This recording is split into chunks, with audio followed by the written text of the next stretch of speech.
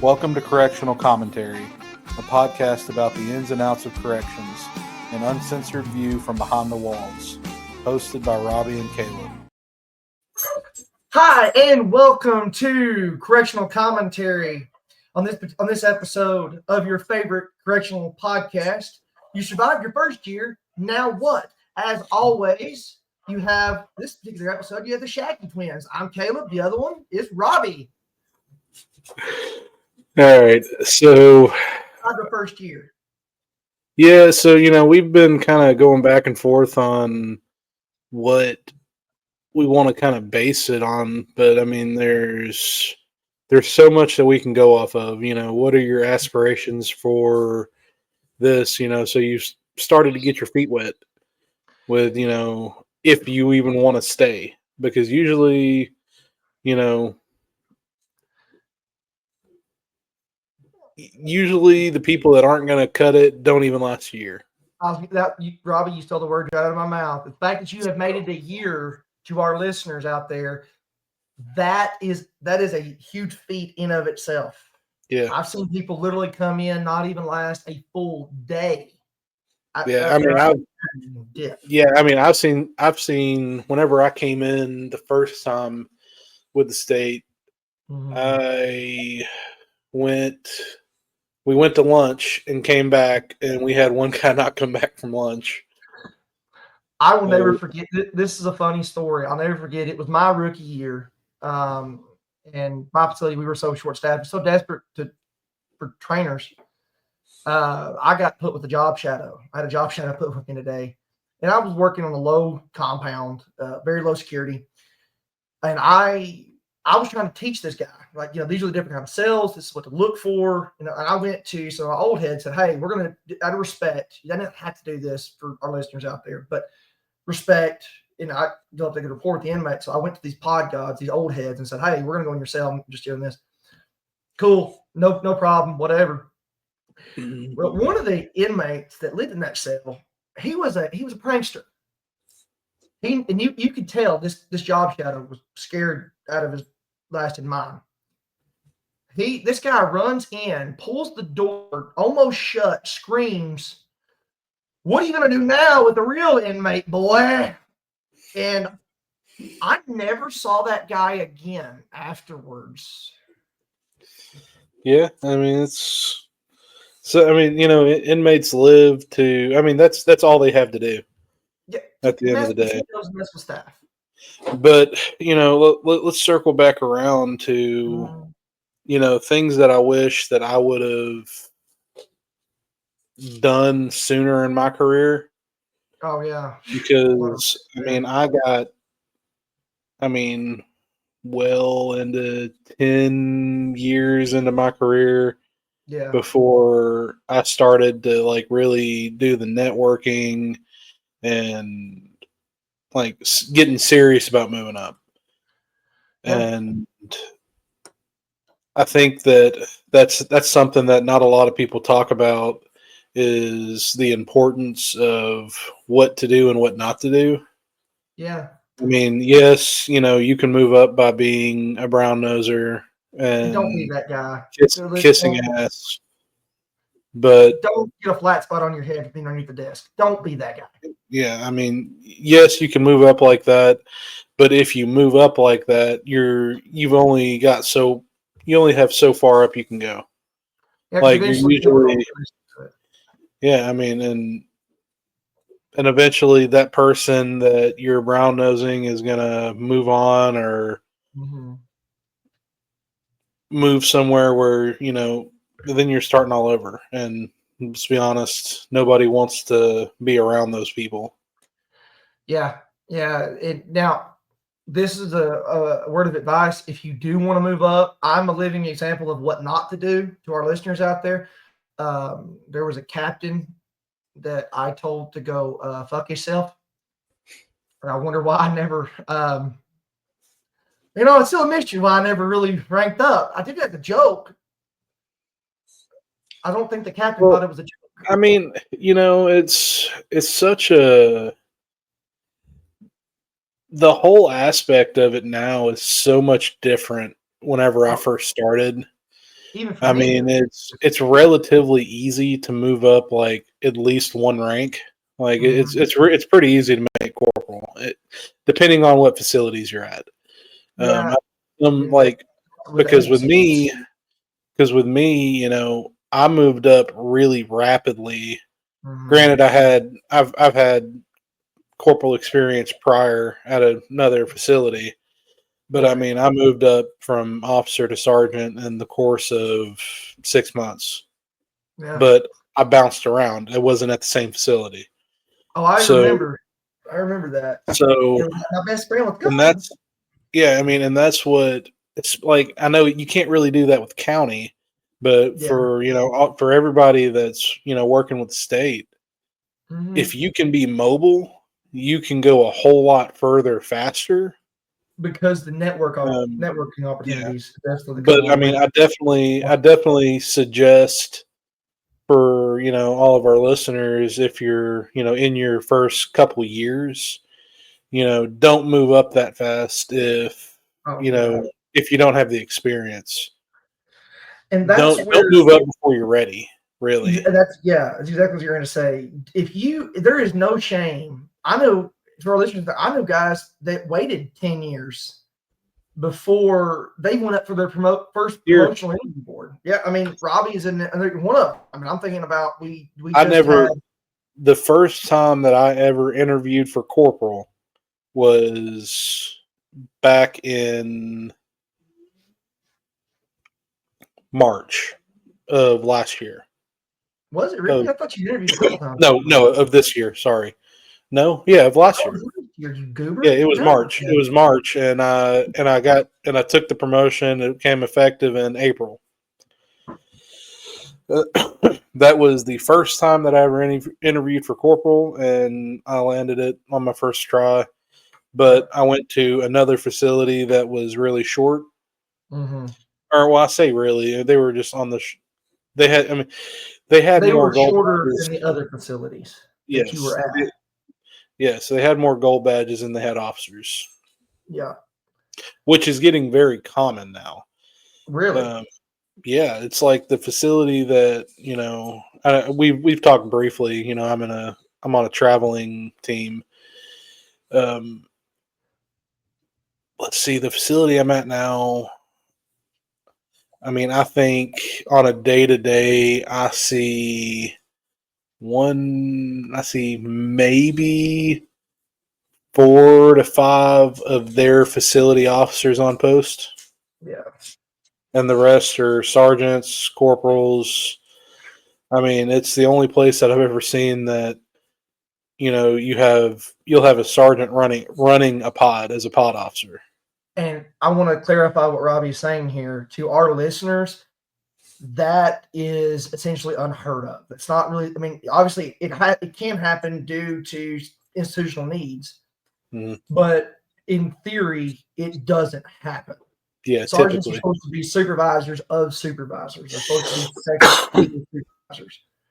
Yeah, I mean, So, and I'm excited. And if, like I said, if anybody has any questions about what I do, mhm, feel free to message me. I'll talk to you off, public platform, yeah, and and uh, and I'll even give you all the advice that that I can give you. I'll even extend that too for me. Now, obviously, our listeners may or may not know if this is your first time listening. I am no longer in corrections. I left it almost a year ago to go work for the federal government in a different capacity.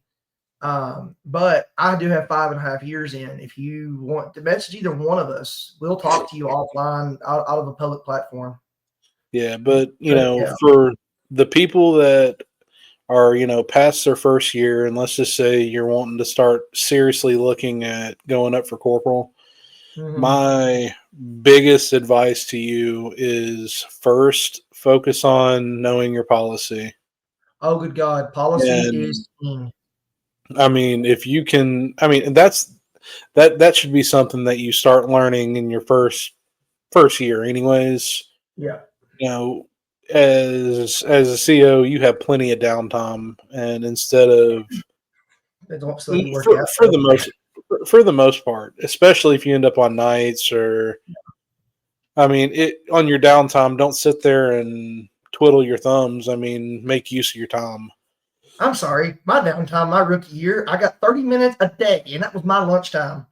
That was my Well, inmate nap time. Go to sleep, leave if you end up in seg, then yes, you have less downtime. But It was an insect. well, neither here nor there. Know your policy would be absolutely number one. And before you even consider going up for corporal, find your voice. Oh, good God, yes. Find out what type of supervisor you want to be, because I joke with my wife, and I joke with you, Caleb, about this position that I'm in. I'm either going to get fired or demoted, because I've already had several run-ins with people that, I mean, I'm protective of of my officers and my corporals, and I'll go to bat for them. So, and if you're the type of person that you want, there's supervisor positions that you can get that you don't have to worry about that. Yeah. So, I mean, just because you don't, you're not a protective supervisor. I mean, I wouldn't say that would make you a less effective supervisor, because there's plenty of positions like that you have to be a corporal to do at a facility. Like transportation. That's easier to do. Yeah, and then you've also, I don't want to say it's easier to do, but there's another option for our listeners out there. To my knowledge, every prison agency, at least the United States, has a gang investigators unit or a gang unit in some kind of capacity. They might be called different things. That was something I wanted to pursue, but unfortunately, the facility that I was at, it was extremely hard to get into. The guy, once you were in there, you retired from there because people just loved it. You didn't move out of it. And that stuff like Canon. Oh yeah, Canon. You're usually, I'm pretty sure it's, for the most part, it's like a corporal position. Yep, and special ops for every agency. I know every agency. It's a lot. But I mean, I would say those are your two first things that you want to know. Are you an aggressive person? Because if you're aggressive, you may want to look at going up, past corporal on to sergeant, be a unit sergeant. I mean, because, whenever you get to sergeant, in my eyes, you have some aspects of, do you want to go to lieutenant? You could also pivot and go towards a unit manager position.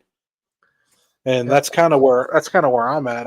I've really thought about, I don't have any interest in going to lieutenant. I don't. What I've been thinking more and more about is, whenever I get done with my path on this traveling, is to try to pivot towards a unit manager position. Okay, well, Robbie, I want you to make a promise to me live on camera. If you do, you got to come back home to me. I miss you. Your family misses you. Our children miss you, Robbie.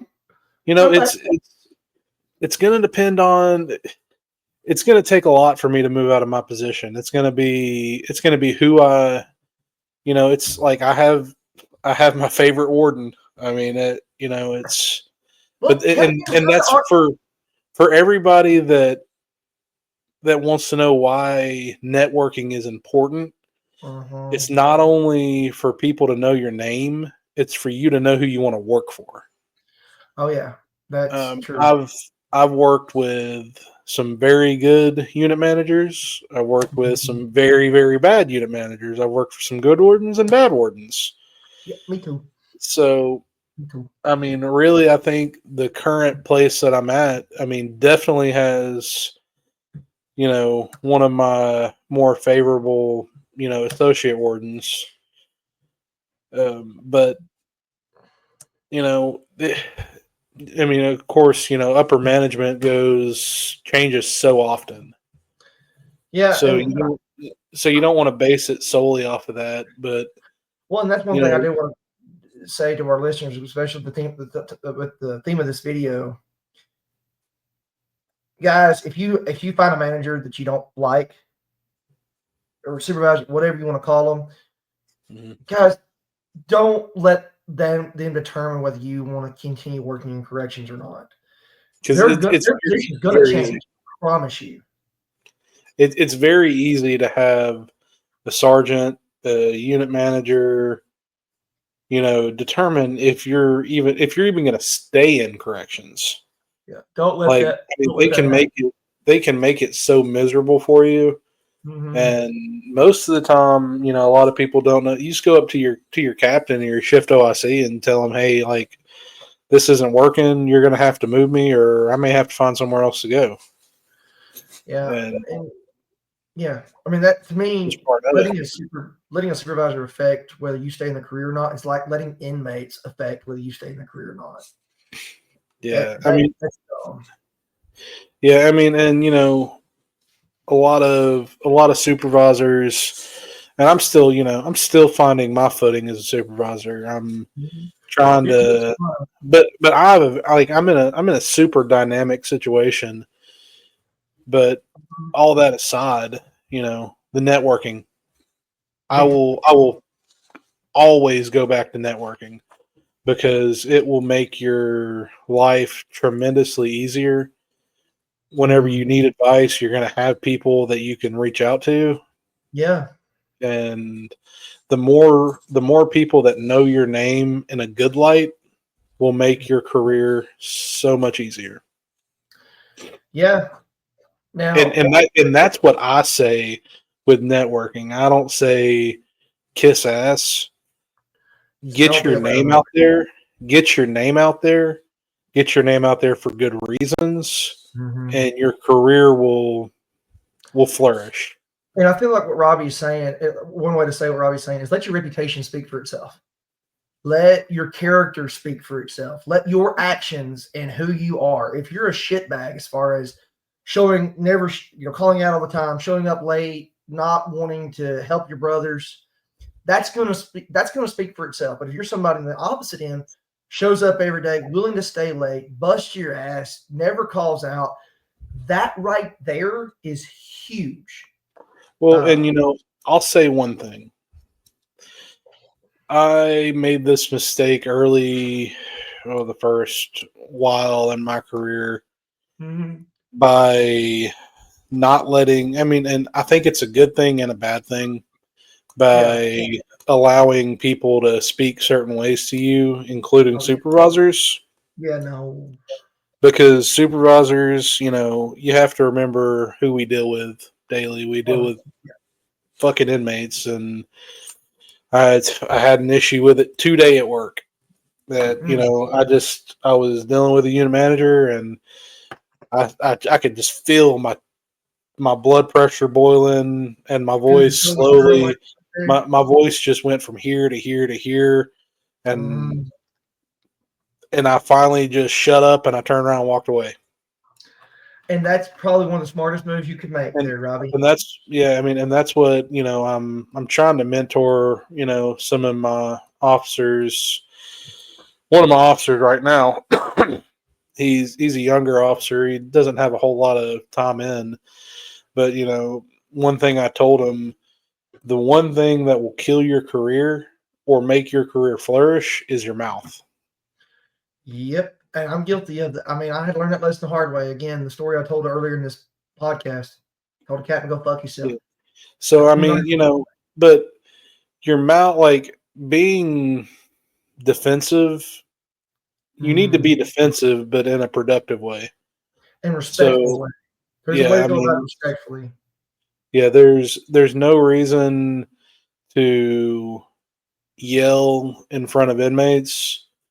You can be, I guess, respectfully disrespectful, Yeah. but Well, and that right there is the thing I'd like to say, guys, again, for our new listeners that may be the first time listening to this, we have talked about a concept called verbal judo. Uh, That is not something you just use with the inmates. Use it with your coworkers, with your colleagues, with your supervisors. Use it with you use it more with your coworkers than you do your inmates, really. Oh, yeah, okay, that's a fair statement. You really do. Especially once you hit that supervisor role and you Oh, decide yeah. that you use a verbal judo a lot more once you decide that, hey, I don't want to be an officer for the rest of my career. And some Yeah. people do. You may get in past your first year and say, I'll be comfortable being a CO until I retire. And there's a lot of people that do it. There's several at our facility that still are, or I mean, my former Um, facility, I should say. I mean, and I'll be honest with you, up until whenever I applied for promotion, up until I applied for my first promotion, I thought I was going to be an officer until I retired. Yeah. But I met some people that gave me some good mentorship whenever I was traveling around and, showed me the type of supervisors that are out there, that the facility that I was at and even the facilities from prior I've never met. Yeah. And it made me want to teach. And speaking of which leads me into something else, with networking. Mm-hmm. Something that I'm kind of bouncing around. I've talked about unit manager is getting into like the training, Oh, Robbie, you'd make a great freaking trainer. I'd say that and that's straight up. what especially the direction that I'm going in right now. I Mm-hmm. mean, I would say within 5 years is I think 5 years is my kind of Yeah. timeline that I want to be moving out of this position that I'm in. And I would say in 5 years I should work at every state facility that I'm at. Well, And imagine and that's why I say network, because networking becomes, your path. I mean, well, that's no, your. no, not that. It becomes experience. Okay, fair enough. It does. Because I agree. I mean, I urge people, if your facility is saying, hey, we need people to go to this facility and help, do it.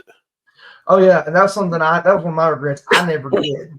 I always found an excuse not to do it, and looking back, I should have done it. Yeah, I mean, that was the difference in me deciding to go in the route that I went. Now, Robbie, I will say this: if you become a teacher, I'm not calling you Mr. Robbie. Just like I don't call you Sergeant Robbie now. You can go fuck yourself. I'll call Um, you kid before I call you anything like that. yeah. But I mean, there's just, and then I just kind of touched on a bunch of different stuff that you can, routes you can go on. And like to go into teaching, like you don't even have to be a supervisor for that. No, in So, fact, I was actually on the path to become a trainer with the department, but then I got this once in a million lifetime job offer that I never thought I would get, and I was like, dang, I can't turn this down.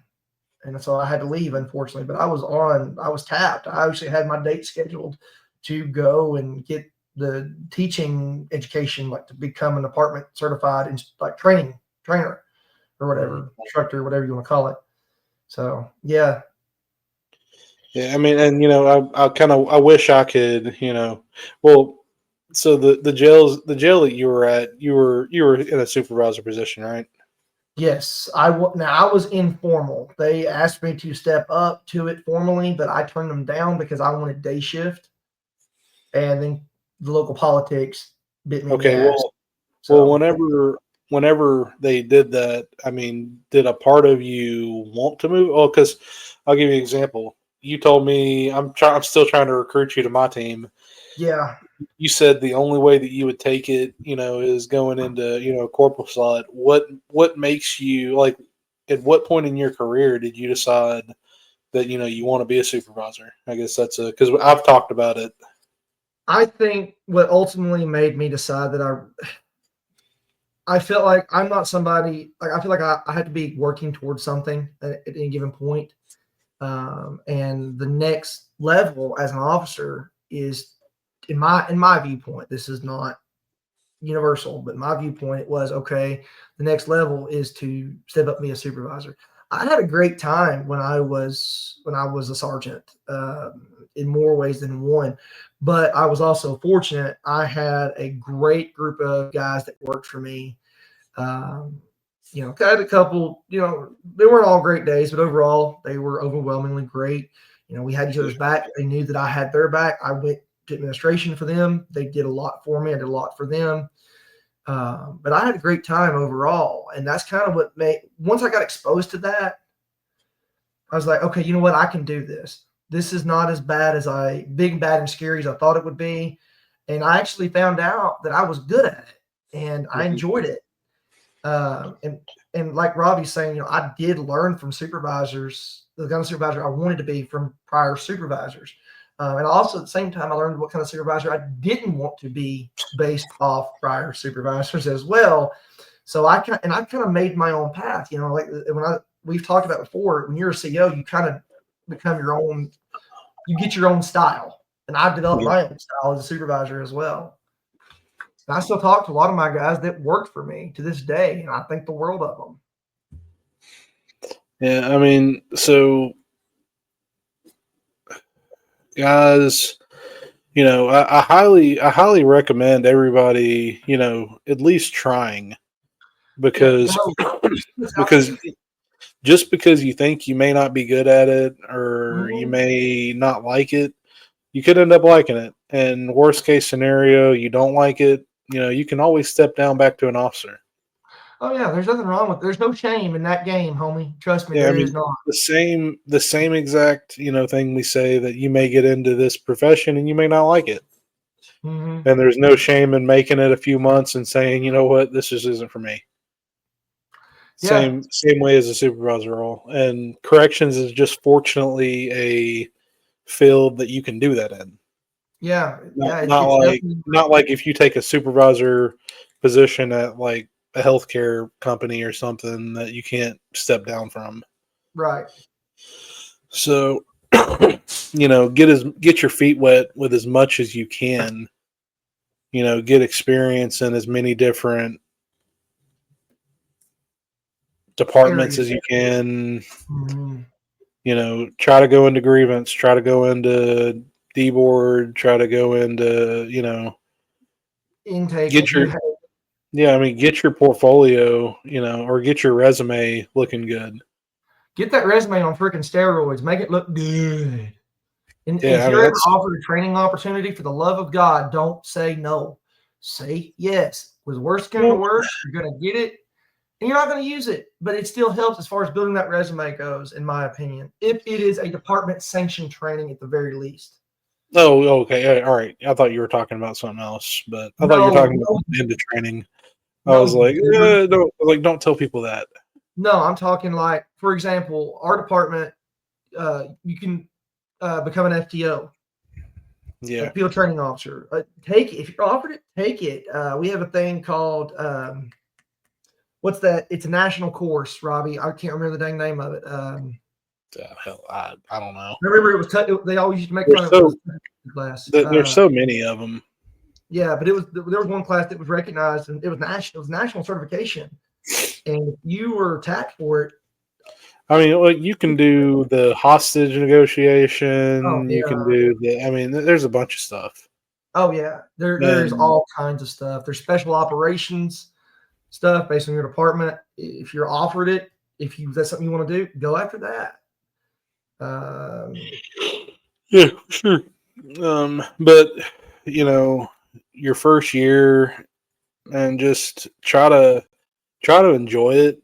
Try to absorb as much as you can, especially because after your first year, that's whenever the work starts. Yeah, like, to really start. Use that new guy card. You're done. Yeah, I mean, not only that. You get out of your probationary period.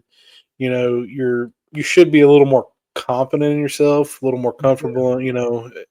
In your pod with the inmates that you work with. You should definitely be comfortable telling the inmate no. Yeah, I mean that should be your favorite word. Yeah. Or you could always do what I did. I got tired of saying the word no, so I went with other variations like nah, get fucked. Or just ignore them and walk away. That's what I do a lot. Good luck with that. They're like toddlers that have violent tendencies. Yeah, but you're going to run into your hard situations, but your hard situations are what's going to make you a good officer. Yes. Whenever you run into those issues, don't let it weigh you down. Even if you end up getting verbal warnings, even a written warning, I challenge you to take that as a learning lesson and be better. Right before I made sergeant, I got a verbal warning.